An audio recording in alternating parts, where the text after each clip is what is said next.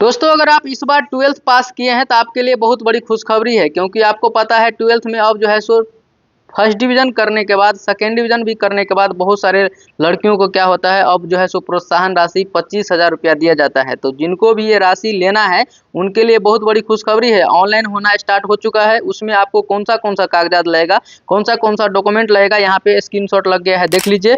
और उसमें क्या-क्या लगेगा वो मैं बढ़ के भी बता देता हूँ। देखिए, सबसे पहले आधार कार्ड लगेगा, छात्रा जो भी पास की है लड़की जो भी है उसका। इसके बाद बैंक खाता का विवरण आधार से लिंक होना चाहिए, पासपोर्ट साइज फ़ोटो, निवास प्रमाण पत्र, स्वघोषणा पत्र, अविवाहित होने का, क्योंकि जो शादी कर ली है उसको नहीं मिलेगा, जिसका शादी नहीं हुआ उसी को मिलेगा।